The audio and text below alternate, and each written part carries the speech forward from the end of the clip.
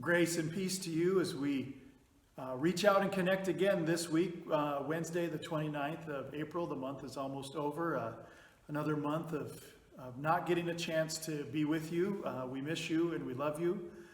We really want to take a moment to thank those who are able to continue giving to the church during these unstable times, to be able to keep the church functioning. We still have bills to pay here, and we really thank you for those who are able to continue giving. Right now, we're in the midst of a challenge from the Methodist Church with raising funds for grocery gift cards from Safeway. They were challenged us because of matching grants that they receive through their district. So if you are able to give to that, we're hoping for $1,000. You can mail that check or contact the church on how to give, but we're going to go through our funding through the church here, and so if you can give to that, that would be wonderful. Those gift cards, food gift cards, will be handled through the school district to give to families who are hit hard during this time of pandemic.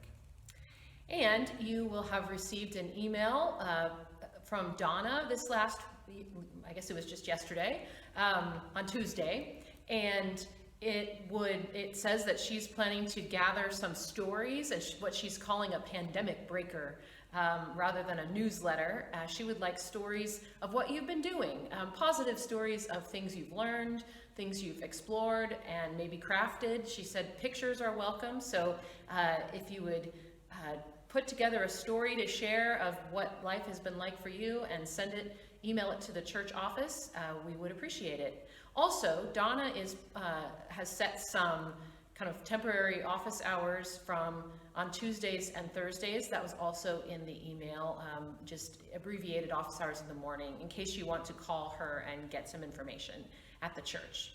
And Keith and I want to remind you that we are available for phone or Zoom appointments anytime that you want to talk and you need a chance to connect with us. So we invite you to make those appointments with us so that we can plan and visit you in those ways. We had a special guest at the church today. Hard to call her a special guest, but someone that we've missed immensely.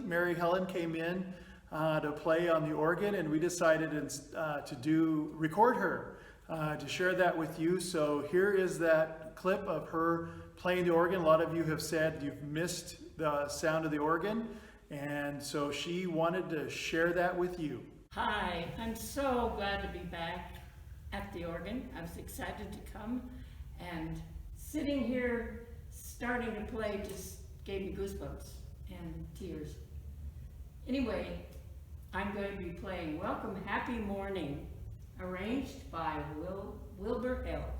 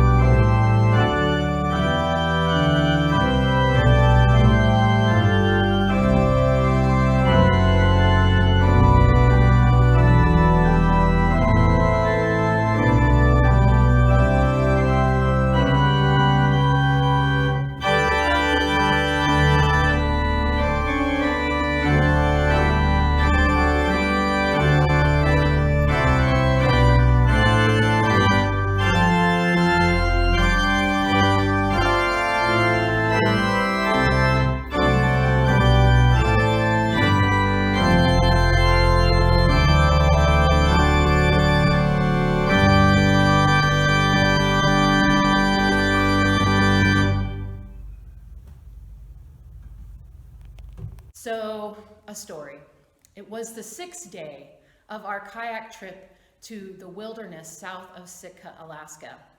And most days of the trip, we'd kayaked in fairly protected channels of water between islands and the mainland. But now we were rounding a corner of Baranof Island, and there was no protection from the open ocean. And the waves were huge, and we could barely see one another between the waves as they crested. And so fear was sort of surging in my belly as I caught glimpses of Keith sliding up and down the waves. And I thought of all the things, the bad things that could go wrong if we tipped over in the open ocean. I wanted to get off the wild ride, but there was nowhere to land. We just had to keep paddling towards our destination. How are you doing as we continue paddling through the pandemic season and the pandemic experience? Some days in our house, it feels like smooth sailing, and other days feel a bit more like that open ocean experience. And I think Psalm 42 expresses feelings which resonate with my yearning to find a steady place during this season of turmoil. The psalmist expresses how God's presence seems to be out of view for her right now in this moment. And in verse 4, she recalls going to the house of the Lord, to the temple with the throng of pilgrims. She looked among multitudes of people praising the Lord and that high spirit of gladness and rejoicing. But for her, as for us, is a memory, not a present reality. And the psalmist yearns and laments what's missing. And then in verse 5, the psalmist cries out, "Deep calls to deep at the thunder of your cataracts. All your waves and your billows have gone over me." These words take me back to that day in the deep ocean, riding the waves and God's message to me that day. So I was afraid and uncertain of my capacity to navigate the waves, and then Keith called out. He said, "Look over there." And there was a rock outcropping. It was kind of a dark, almost sort of dark basalt sort of rock, and it had these light veins that went through it, and lo and behold, they were in the sign of a cross. And it was like a sign, I am with you. And so I took a deep breath,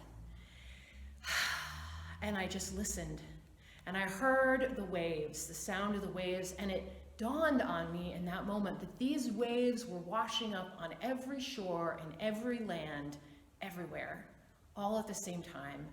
And that I realized that the ocean is only a drop in God's vast and connected love.